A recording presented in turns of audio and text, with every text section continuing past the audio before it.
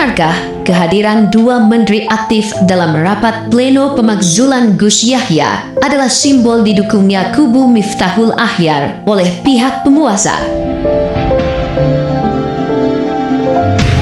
Kemarin itu kan juga menyebut misalnya waktu begitu ada rapat tanggal 20 November itu Gus Yahya kemudian melakukan konsolidasi PW-PWNU di Jawa Timur. Itu ada sejumlah PW yang ditelepon oleh seseorang. Kita nggak boleh nyebut institusinya ya. Orangnya aja.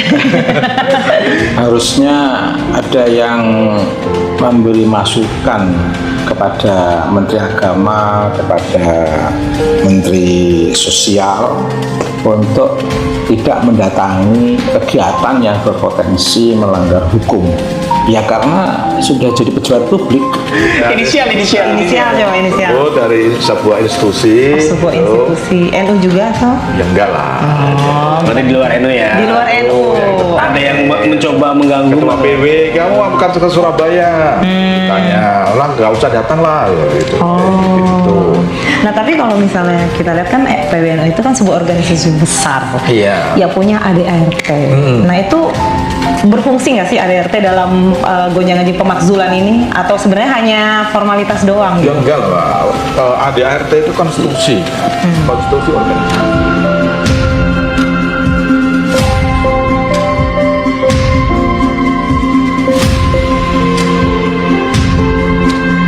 Di tengah konflik internal PBNU yang semakin kesini semakin mustahil menemukan titik terang untuk menuju jalan islah, opini publik kini beralih akan kecurigaan yang kian mengeras terhadap peran penguasa. Di mana puncak kecurigaan itu mulai tercium ketika diadakannya rapat pleno kelompok Sultan. Presiden seolah membiarkan dua menteri aktifnya, Saifullah Yusuf, Menteri Sosial, dan Nasaruddin Umar, Menteri Agama, hadir dan ikut nimbrung dalam rapat pleno kubu Miftahul Akhyar untuk memakzulkan ketum PBNU Gus Yahya melalui mekanisme yang tidak biasa. Bagi publik yang kritis, mungkin kehadiran Gus Ipul masih bisa dimaklumi, sebab meskipun dia statusnya adalah Menteri Aktif Negara, Gus Ipul masih tergolong orang dalam di tubuh struktural Nahdlatul Ulama. Ditambah lagi dia adalah salah seorang tokoh yang selama ini memang terlibat langsung di dalam konflik yang kini melanda tubuh pengurus besar Nahdlatul Ulama. Yang menjadi pertanyaan publik adalah, apa kepentingan Menteri Agama Nasaruddin Umar hadir di kubu kelompok Sultan, yang mana dia selama ini bisa dibilang adalah orang luar di struktural Nahdlatul Ulama, yang justru sebagai Menteri Aktif Negara, seharusnya ia bisa menahan diri agar tidak hadir di kubu manapun juga, sebagai simbol bahwa negara sedang tidak berada di salah satu pihak yang sedang perang saudara. Pembiaran Presiden terhadap menteri aktifnya dan tidak adanya teguran usai dia ikut nimbrung dalam salah satu kubu sedang melakukan rapat pleno untuk memakzulkan ketua umum dari kubu yang satunya. Mau tidak mau, opini publik kini memandang bahwa kehadiran menteri aktif tersebut bukanlah bentuk kenetralan negara, melainkan simbol kuat bahwa ada keterlibatan penguasa dalam konflik yang seharusnya menjadi urusan internal pengurus besar Nahdlatul Ulama.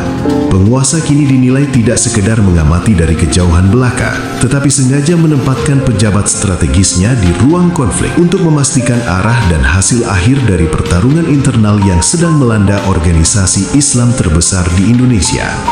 Sulit bagi publik untuk menerima dalih personal, misal alasan silaturahmi semata, karena ketika yang hadir adalah seorang menteri aktif dengan kewenangan besar, bagian dari penguasa. Dalam tafsir publik yang sinis, kehadiran itu dibaca sebagai pesan bahwa konflik PBNU bukan hanya diawasi dari kejauhan semata, tetapi hasil akhirnya juga diatur agar sesuai dengan kepentingan pemerintah. Kini, publik terutama warga Nahdliyin sedang mempertanyakan netralitas negara. Apakah negara masih berdiri sebagai wasit yang berusaha untuk mendamaikan kedua kubu yang sama-sama tidak mau kalah, atau justru pemerintah telah berubah menjadi aktor utama yang ikut menentukan siapa pemenangnya? Benar atau tidaknya asumsi tersebut hanya pemerintah sendirilah yang bisa menjawabnya. Karena juga memang negara tidak punya kepentingan untuk menentukan arah dalam konflik internal yang melanda Jam'iyah Nahdlatul Ulama, maka seharusnya Presiden sudah menegur secara keras Nasaruddin Umar, salah satu menteri aktifnya, karena sudah sangat lancang ikut hadir dalam acara yang diadakan oleh salah satu kubu. Terlebih lagi acara tersebut adalah forum yang tidak main-main dampaknya. yaitu forum untuk memakzulkan Ketua Umum PBNU yang sah melalui mekanisme yang jelas melanggar konstitusi atau anggaran dasar dalam Jam'iyah Nahdlatul Ulama.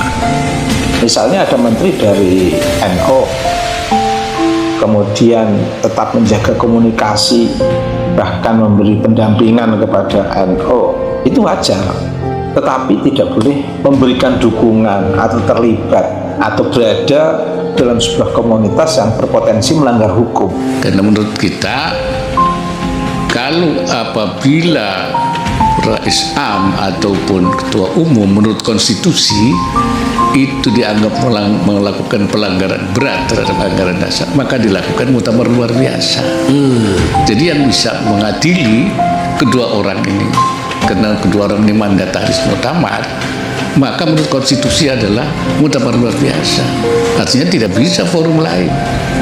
Jadi kalau yang tidak itu kok inkonstitusional. Oh, itu? Iya. Jadi itu prihatin.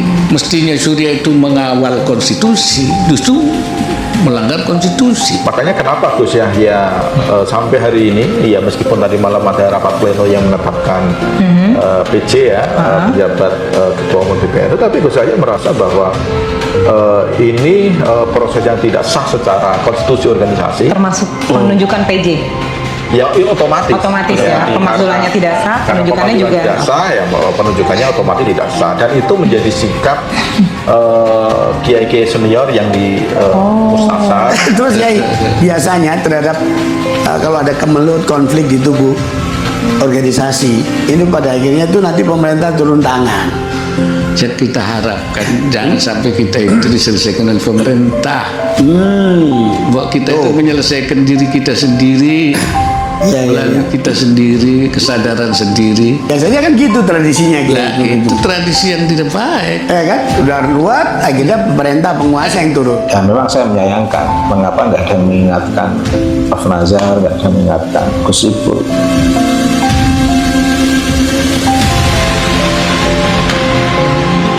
Bukan kali pertama, Presiden Prabowo membiarkan menteri aktifnya hadir dan terlibat dalam ruang konflik internal Jam'iyah Nahdlatul Ulama.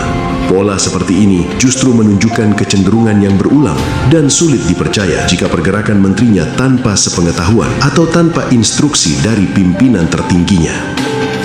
Sebelumnya, publik mencatat kehadiran Zulkifli Hasan, Menteri Koordinator Bidang Pangan dalam acara peresmian Jatma Aswaja, organisasi yang terang-terangan memposisikan diri sebagai tandingan Jatman, badan otonom resmi milik Nahdlatul Ulama.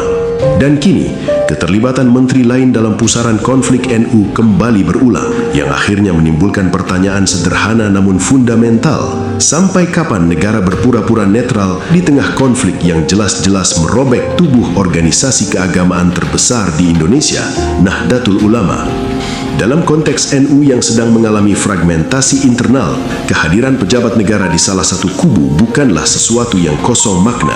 Seorang menteri bukan hanya individu yang sekedar hadir memenuhi undangan. Ia adalah representasi dari tangan pemerintah yang setiap gestur, sambutan, dan kehadirannya selalu membawa pesan politik kuat. Negara sedang melihat, menilai, dan lebih berbahaya berpotensi berpihak. Sehingga ketika seorang menteri sengaja hadir di salah satu kubu yang sedang berkonflik dengan kubu yang lainnya, maka sangat sulit untuk menghindari kesan bahwa negara sedang ikut campur atau setidaknya membiarkan konflik tersebut terus berlangsung sampai salah satu kubu keluar menjadi pemenang. Dalih yang kerap digunakan bahwa kehadiran menteri bersifat personal atau sebatas memenuhi undangan belaka malah terdengar mengada-ada dan cenderung meremehkan kecerdasan publik. Sebab dalam etika politik tidak ada kehadiran yang bersifat personal bagi pejabat negara, terlebih lagi kehadirannya tersebut jelas ada di ruang konflik yang sedang panas-panasnya, perebutan kekuasaan di organisasi Islam terbesar di Indonesia. Sikap diam Presiden Prabowo terhadap para menterinya yang seringkali hadir di salah satu kubu yang sedang berkonflik dalam tubuh Jam'iyah Nahdlatul Ulama justru memperkuat asumsi adanya maksud terselubung dari pihak pemerintah yang entah apa tujuan sebenarnya dari fenomena itu semua. Jika Presiden benar-benar menghendaki stabilitas dalam negara sehingga terwujud persatuan yang dijamin kokoh dalam kehidupan bangsanya, seharusnya ada garis tegas, menteri aktif dilarang terlibat dalam konflik internal dalam organisasi masyarakat, apalagi yang sedang terbelah. Namun ketika larangan itu tidak pernah disampaikan dan ketika kehadiran menteri dalam ruang konflik terus berulang, maka sangat wajar jika publik membaca ini sebagai persetujuan diam-diam atau bahkan sebagai bagian dari desain politik kekuasaan. Pada akhirnya, publik berhak mempertanyakan arah politik Presiden Prabowo. Apakah ini hanya sekadar kelalaian dalam menjaga etika kenegaraan, ataukah justru ini suatu strategi politik untuk menempatkan Nahdlatul Ulama dalam posisi rapuh sehingga mudah untuk dikendalikan? Jika negara terus hadir di ruang konflik tanpa klarifikasi dan koreksi, maka kecurigaan publik bukanlah fitnah, melainkan konsekuensi logis dari sikap kekuasaan yang ambigu dan penuh tanda tanya. Warga Nahdliyin kini menuntut kejelasan sikap Presiden atas fenomena ini semua. Jika benar para menteri bergerak tanpa instruksi darinya, maka publik berhak menuntut ketegasan Presiden agar tidak terus biarkan menterinya berkeliaran di wilayah konflik dalam tubuh Jam'iyah Nahdlatul Ulama, sehingga tidak menimbulkan kesan bahwa Presiden memang sedang kehilangan kendali atas orang-orang yang ia pilih sendiri untuk masuk dalam kabinetnya. Namun jika sebaliknya, jika semua ini memang bagian dari desain politik yang mengharuskan Presiden untuk melakukannya, maka publik menuntut satu hal yang lebih mendasar. Bersikaplah jantan dengan menampilkan sikap terang-terangan. Jangan bermain di wilayah abu-abu sambil menjadikan konflik internal NU sebagai ladang konsolidasi kekuasaan. NU bukan papan catur politik, dan warga Nahdliyin bukan pion yang bisa dengan sesuka hati untuk dimainkan. Pada titik ini, Presiden harus memilih, menertibkan para menterinya jika mereka bergerak di luar perintah, atau mengakui dengan jantan bahwa ini memang bagian dari desain politik yang harus dijalankan. Tunjukkan dengan jantan bahwa memang seperti inilah karakter atau gayanya dalam memimpin bangsa Indonesia.